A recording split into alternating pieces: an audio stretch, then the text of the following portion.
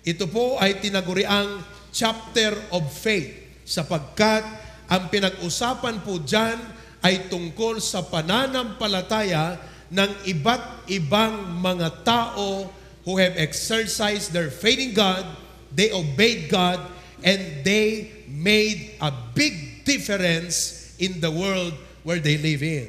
Hebrews chapter 11 verse 1. Sabi po sa Ilocano, ita ti pamati ket isu ti punganay ti panangnamnama kadagiti banbanag nga urayen. Christians are people who have great expectations of the future. I say it again, tayo po ay mga tao na merong great expectations of the future. And we believe that because of faith.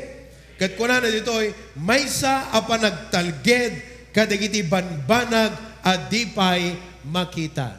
Dear God, open our eyes, the eyes of faith, upang bilang mga mananampalataya, we will live, we will act, we will behave ourselves.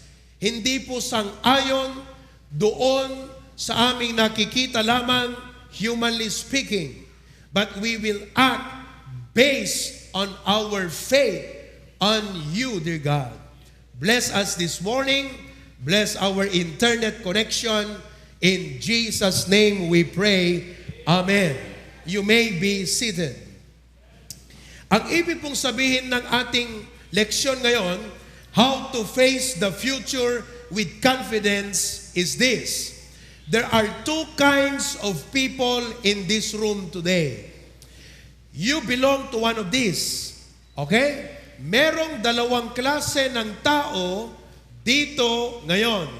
One person is excited, the other is afraid. Kung bakit excited? Excited of what he can see. And what can he see? God. Afraid. Bilang mga anak ng Diyos, we need to face the future with confidence. Ang ibig pong sabihin yan, maraming mga problema, maraming mga obstacles, maraming mga challenges at tribulations na ating haharapin sa ating paglilingkod sa Diyos at sa patuloy nating paglago sa pananampalataya.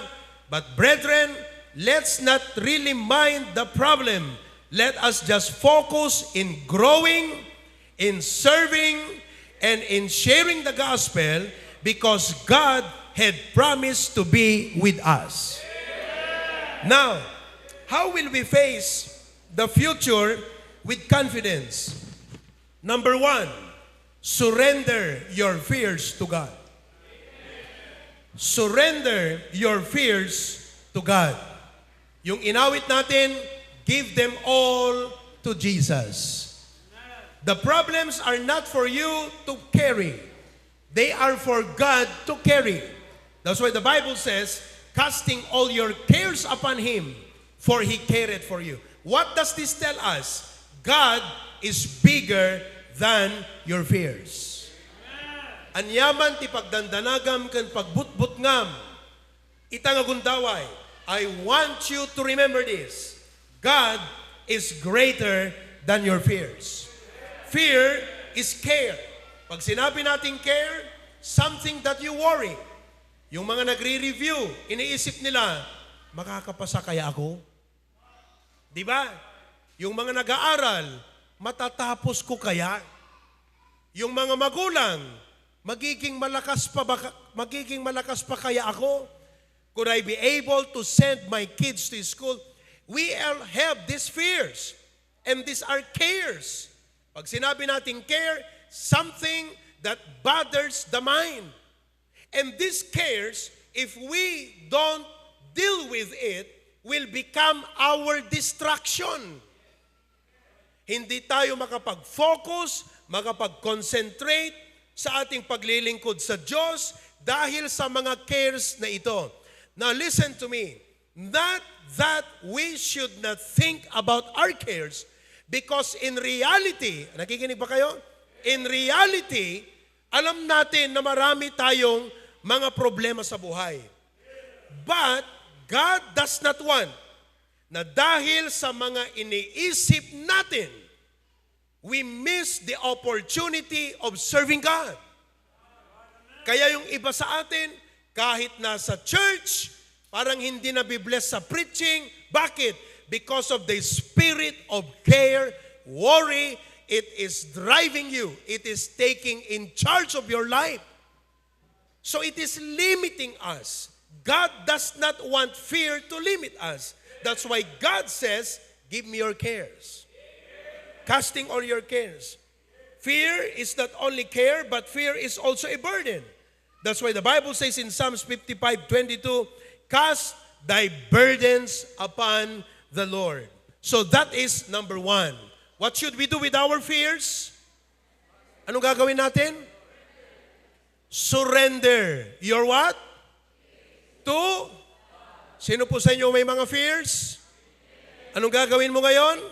Surrender. Pag uwi mo, pray mo na yan. Lord, I have this fear and I need to surrender it to you and I need to move with faith. Number two, count on God to provide.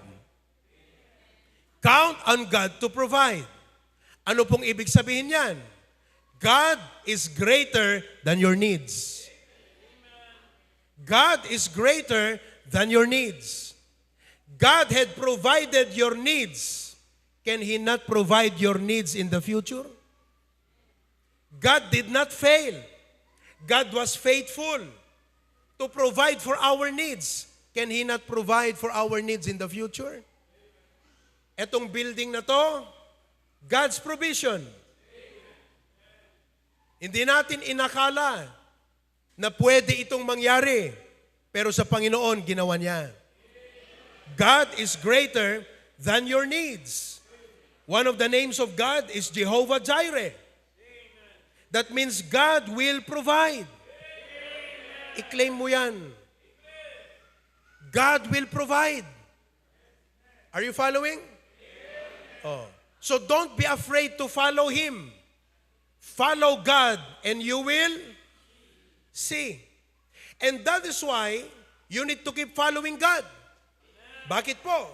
Because God's provision is always on time. Halimbawa, si Elijah, God told him, go to Brook Cherith. Iinom ka ng tubig. I have commanded the ravens to feed thee there. So anong nangyari? Elijah went to Brook Cherith. God provided for him. Why? God commanded. But God's provision, mga kapatid, will never be experienced without Elijah's obedience. So, as you obey God, what will God do? He will provide. What is your confidence to obey God? Ano ang confidence mo na sumunod sa Panginoon? You know God's provision is already there. God is in your tomorrow. This coming Thursday, we will now go to Ilocos Sur. What is my confidence? Bakit ako confident na makakapagtayo tayo ng outreach ng HBBC sa Ilocos Sur? Because I know God will provide. Number one, God will provide people. Wala pa tayong masyadong kakilala. Pero naniniwala ako, meron nang inihanda ng Diyos na mga tao na pwede nating abutin. I am confident to go because I know God will provide. Number two, naniniwala ako, meron nang itinalaga ng Diyos na mission house natin. Number three, I believe na merong itinalaga ng Diyos who will provide for the material needs. So kung isipin nyo, may tao nang itinalaga, may mission house na itinalaga, may provision na itinalaga, ano na lang ang kulang sa atin? Obedience. Hello? That is how it works. Oh, in your case, Sino po sa inyo ang hindi pa natutong mag-tithes? Ang tagal mo na, hindi ka pa nagta-tithes. Alam mo ang kulang sa'yo? Obedience. Kumikita ka na. May sweldo ka. May allowance ka. Provision yan, di ba? Ngayon, iniisip mo, pag nagbigay ako, di ba? If I give, how about my needs? Kulang na nga lang tong income ko for my needs. May binabayaran pa akong utang. Magbibigay pa ako. You have to exercise your faith and say, Lord, you said it, sinabi mo, you mean it, seryoso ka, I will obey, and I trust you that when I obey, you will provide. Kaya ang sabi ng Panginoon sa Bible, prove me now.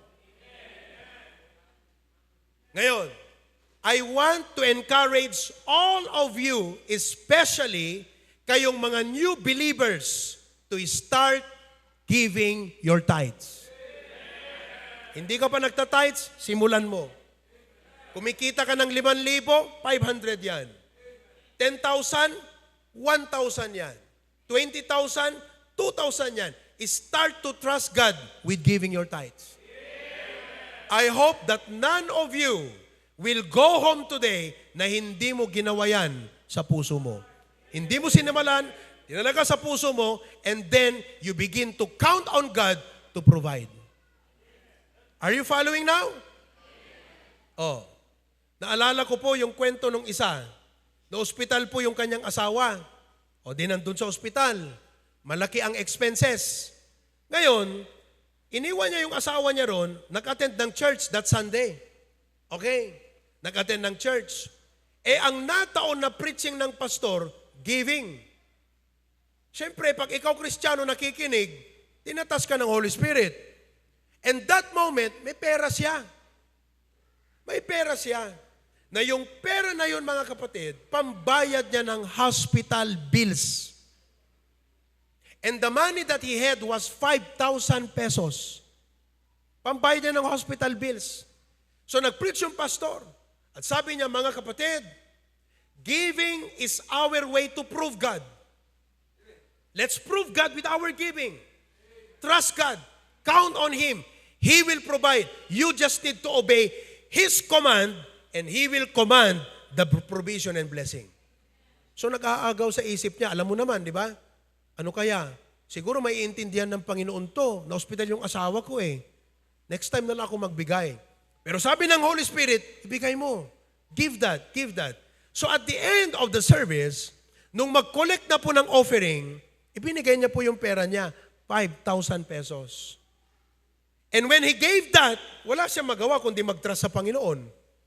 Yun po ang blessing pag sumunod ka Hanggat hindi ka sumusunod, wala ka pa sa level na talagang nagtitiwala sa Diyos. So, pinigay niya. Pagdating dun sa ospital, mga kapatid, merong member sa church na bumisita at nag-abot ng envelope. Ang nakakapagtaka, yung envelope, mga kapatid, makapal. So, siyempre, kahit naman sino, pag nakatanggap mula sa bisita, ang inaantay mo na lang, umalis ang bisita. Para makita mo yung laman ng loob. Makapal Iniisip niya, naglalaro, sabi niya, siguro, tigte 20 pesos to.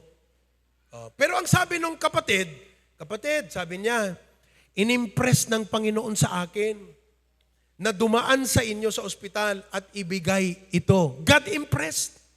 Ibig sabihin, Diyos ang nag-utos sa kanya. Di ba? Ibigay ko ito sa inyo, sabi ng Lord. So hindi naman kami pwedeng umuwi na hindi namin idaan ito kasi I cannot resist God. Itong impression ng Panginoon. Di umalis, nag-pray, umalis ganyan. Alam niyo mga kapatid, noong buksan niya yung envelope, ang laman ng envelope, 50,000. Dinagdagan ng Panginoon ng zero.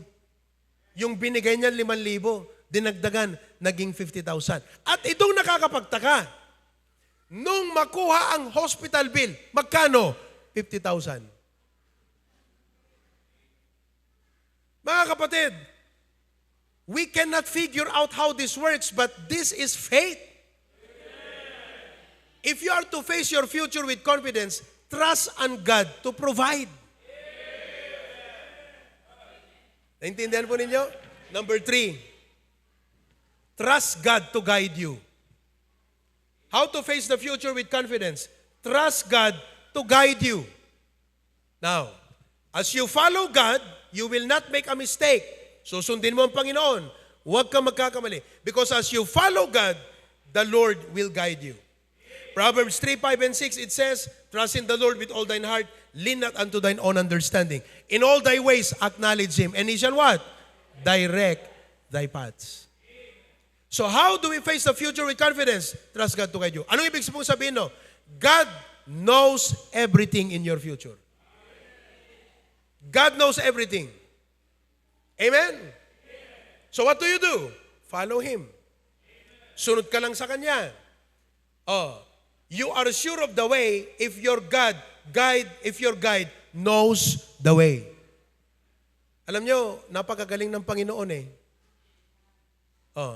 Tingnan mo ang intervention ng Diyos. Sumunod ka lang sa Kanya. Makikita mo yung next step doon sa, bago mo makuha yung next step, sumunod ka muna sa first step. Are you following? Kasi gusto natin, makita natin lahat eh. Pero alam mo, ang utos ng Diyos kay Abraham, sabi ng Diyos, go to a place where I have prepared for you. Anong sabi ng Bible? Sumunod si Abraham, Hebrews 11. Basahin natin.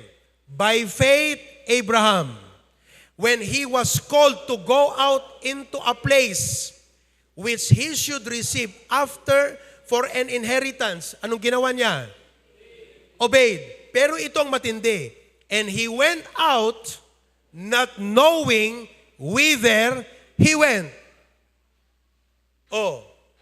Sumunod, lumabas, nagbiyahe na, hindi niya alam ang pupuntahan niya. So, anong gagawin niya?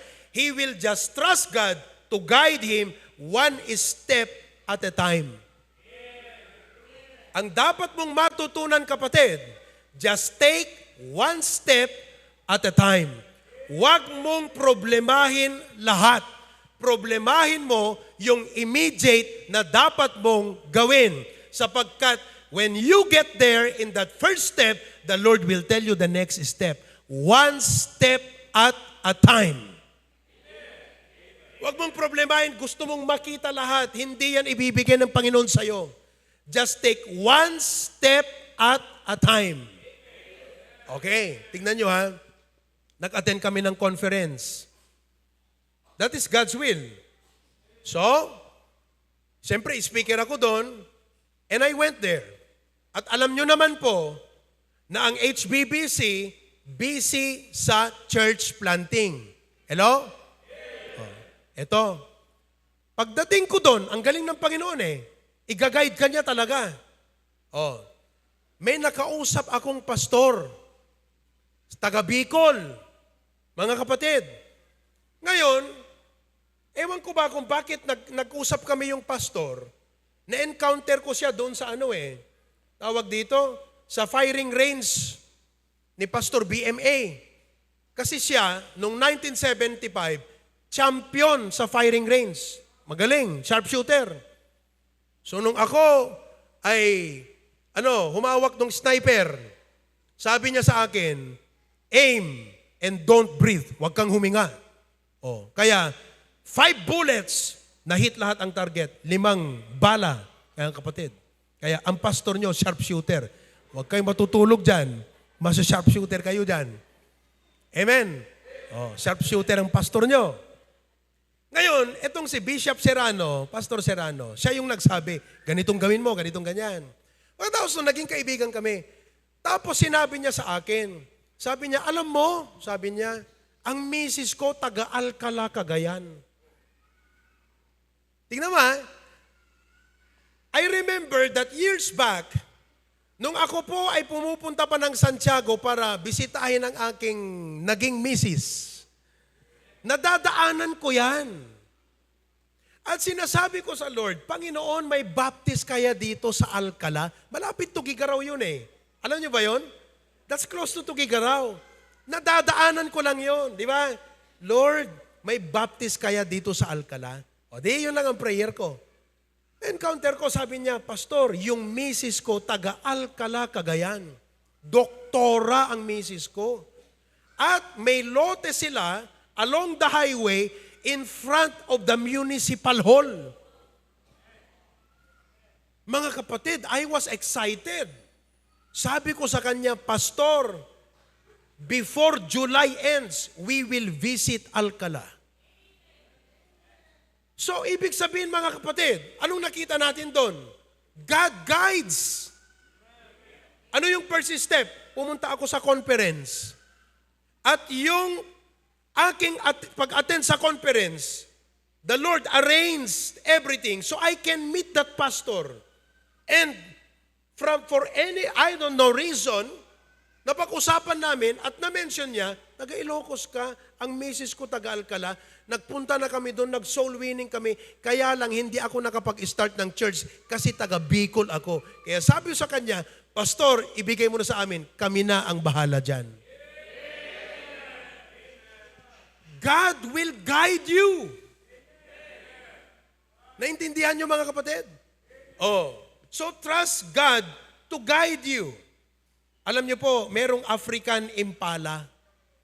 Yung African impala, di ko alam kung pwede kayong kumuha ng picture dyan. An African impala can jump to a height of 10 feet. Ano ba kataas ang 10 feet, engineer? 10 feet. May 10 feet ba yan? Ha? Ito? Saan ang 10 feet? Gani? Yan. Ha? Saan dyan? Ang dami niyong tinuturo eh. Ha? Itong ceiling. Ayan, 10 feet yan. Ayan, ang taas. Oh. An African impala can jump to a height of over 10 feet. Oh, and can cover a distance greater than 30 feet. Wow. 30 feet, ang layo, no? Long jump yun, ah. High jump, long jump. Yun ang magagawa niya. Yet, these magnificent creatures can be kept in an enclosure in any zoo with a 3-foot wall. Pagka nilagay mo siya sa zoo at binakuran mo ng ang taas lamang ay 3-foot wall. 3 feet lang mga kapatid. Okay? Hindi po siya tatalon. He can actually jump. Ayan o, yan siya. Oh, African impala, yan siya. He can jump a height of 10 feet, cover a distance of 30 feet, pero pag binakuran mo daw ng pader na ang taas ay 3 feet, mga kapatid, these animals will not jump if they cannot see where their feet will fall. Hindi yan tatalon pag hindi niya nasigurado saan babagsak yung kanyang paa. Samantalang he can exceed 3 feet, 10 feet ang kaya niya, but he will not jump. Why? Because faith, this is the lesson. Faith is the ability to trust what we cannot see. And with faith, we are freed from the flimsy enclosures of life that only fear allows to entrap us. Oh. So don't allow your fears to entrap you. God is greater than that. Trust Him to guide you. Number 4, how to face the future with confidence. Rely on God's abiding presence to cause you to prosper and to overcome. Rely on God's abiding presence to cause you to prosper and to what? Overcome. Amen? Oh. God's presence will cause you to prosper no matter what. Ito po ang lagi nating itanim sa ating isip. With God, I can prosper. With God, I will prosper. Basta kasama mo ang Diyos, you will prosper. Oh, ano ang nakita natin sa buhay ni Joseph? He was taken to Egypt, malayo sa family, wala siyang kakilala. It was a disadvantage sa kanyang parte. But what? The Bible says, everything that Joseph did, God allowed it to prosper. Genesis 39. Di ba? God made it to prosper in His hand. 1 John chapter 4, verse number 4. 1 John chapter 4, verse number 4. Anong sabi doon? Ye are of God little children, and have overcome them, because, read that everybody, greater is He that is in you than he that is in what? Oh. No matter how great the obstacles are, ano sabi ng Bible? Greater is He that is in you than he. Sino yung he? The devil. We all know the devil will stop us, will put obstacles. Nandyan ang mga critics, nandyan ang mga problema. Pero ano sabi ng Bible? Greater is He that is in you than he that is in what? The world. So if you are to face your future with confidence, trust God's presence to prosper you. Kahit pa marami ang sumira, gustong sumira sa'yo, they cannot help it, but watch God prosper your life. Alam niyo po ba, na tayong HBBC, marami tayong mga critics. Oh, there are some who are not happy with our success. But don't be bothered. Pabayaan mo lang yung mga critics na yan. Oh, sabi nga ni Pastor Abante, dahil maraming nagkikritik sa kanya, sabi niya, mag-i-start ako ng critics conference. Para lahat ng critics, punta kayo rito, mag-conference tayo. Di ba? Oh, pabayaan mo lang yan. Because with God, you will prosper. God is greater than our enemy. Amen. When David faced Goliath, nung hinarap ni David si Goliath, anong nasa isip niya? Tingnan nyo anong nasa isip ni David? This fight is not me and Goliath. This fight is God and Goliath. The battle is the Lord's. And we have God with us. We will prosper. Mga kapatid, kasama natin ang Diyos as we expand our church. Magsisimula tayo ng Ilocos Sur, kasama natin ang Panginoon dyan. Oh. Amen. 1 plus God is always what? Majority. Sabi natin lahat, go. Yun. He is our very present help. Number 5, how do we face our future with confidence? Trust God to do what you cannot do. Trust God to do what you cannot do. Magtiwala ka sa Panginoon na gawin niya, kaya niyang gawin, ang hindi natin kayang gawin. So if we want God to help us and do and work sa ating buhay, we need to obey what He says. Tignan niyo po ito. Sa Joshua chapter 3, verses 13 to 17, ganito pong nangyari. And it shall come to pass, as soon as the soles of the feet, detoy, dapan, of the priests that bear the ark, karga nila yung arka, the Lord of all the earth shall rest in the waters of Jordan, that the waters of Jordan shall be cut off from the waters that come down from above, and they shall stand up upon an heap. So, as the Israelites are entering the promised land, nauna yung mga priest, but they will have to cross the river Jordan. Hello? Now, how can they cross that? God wanted them to cross that. But how can they do that? Sabi ng Diyos, let the priest step on the water. I'll take care of the rest. So anong nangyari? Verse 14.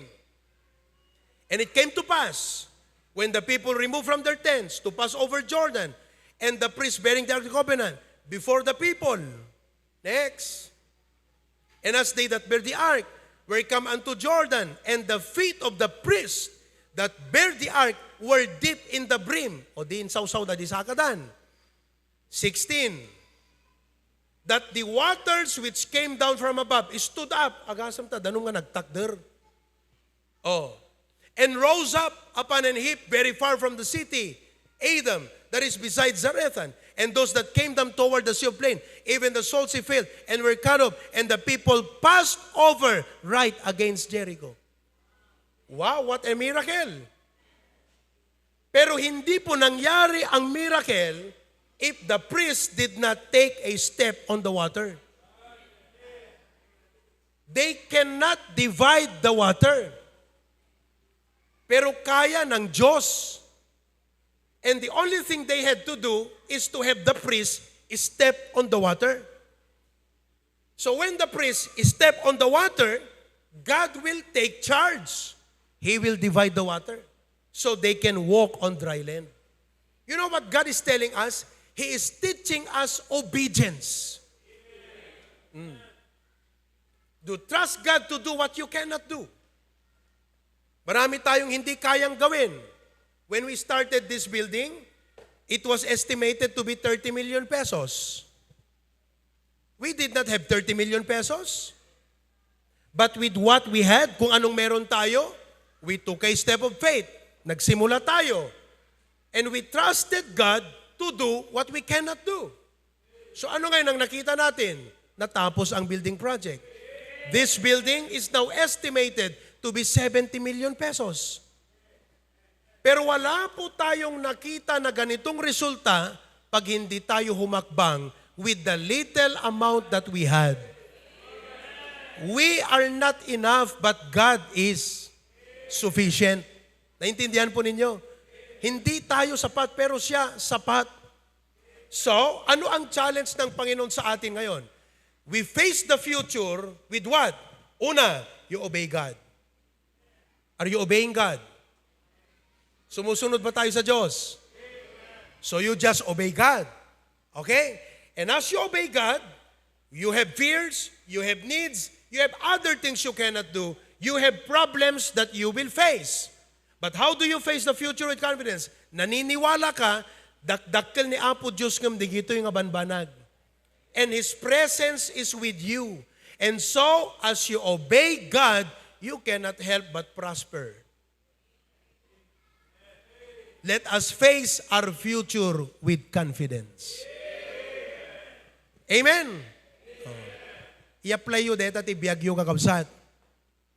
No negosyante ka, i-apply mo yan. Obey God.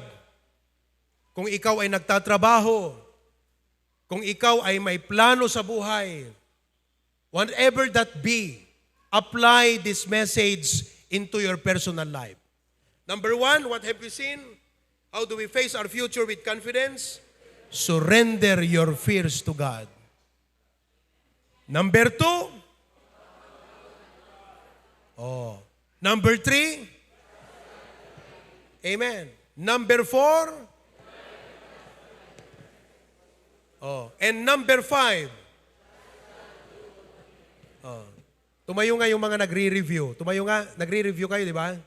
Okay, tumayo kayo. Ayan. Nagre-review ang mga ito sa kanilang board exam. May schedule sana kayo ngayon? Tignan nyo ha. May schedule sila ngayon. Ang schedule ng review, Sabado at Linggo. Ilang months ang review nyo? 2 months? Mag-e-exam kayo sa September. Nung pumunta sa amin, lumapit. Okay? Pwedeng hatiin nyo yung video para makita sila. Ayan o. Lumapit sa amin at nagpa-prayer request. Sabi ng ganyan, Pastor, ano kaya? Kasi pwede kaming mag-exam sa, kailan yung next schedule? March. Pero dahil fresh na fresh pa yung aming mga natutunan, we decided kung anong masasabi ninyo, we are planning to take the board exam on September. So, we gave them the blessing. We prayed for them. Maya-maya, mag-message sila sa akin, Pastor, magpapaalam kami na hindi makaka-attend ng Sunday morning for 2 months. Kasi ang schedule ng review namin mostly Saturday and Sunday. Anong sagot ko sa kanila? Sabi ko sa kanila, Matthew 6:33. Kita nyo ha? Seek ye first the kingdom of God and His righteousness, and all these things shall be added unto you. Kaya, habang yung kanilang mga kasama ay nagre-review, nandito sila para mag-review ng salita ng Panginoon. Mamaya, pupunta yan sa review, tama? Didiretso na yan sa review center. That's why, folks, you pray for them. Dapat nagre-review sila ngayon nandun sa review center. But they obeyed God. Matthew 6:33. Seek ye first the kingdom of God, His righteousness, all these things shall be added. Ibig pong sabihin, yung na-miss nila doon sa discussion ng review center, you pray that God will give them the wisdom for self-review.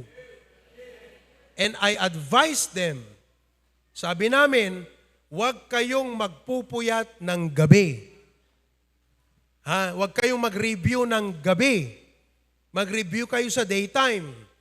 Sapagkat pag sinanay nyo ang inyong sarili na mag-review ng gabi, your body will adapt at magiging buhay ang utak nyo sa gabi, tulog ang utak nyo sa araw. Ang schedule ng review, araw, hindi gabi. So you pray for them na matulog pag gabi at mag-review pag daytime. Amen? Kasi pag sinanay nyo yan, buhay ang isip nyo sa gabi, tapos ito naman pang exam, agmamayo ka iton. Di ba? Kaya panalangin nyo sila. Amen? Maraming salamat. Kapatid, let's face our future with confidence. Tumayo tayong lahat. Panalangin tayo. Lord, we do not know what's in the future. Pero isa lamang po ang isaisip namin, lagi, to follow you, to obey your word, to trust you for what we cannot see, for what we cannot do, because we believe you are faithful and you will fulfill your promises. Tulungan niyo po ang bawat isa sa amin na sumunod sa iyong utos at kalooban. And Lord, to exercise this lesson in our life and that we will face our future with confidence. Thank you. In Jesus' name, amen.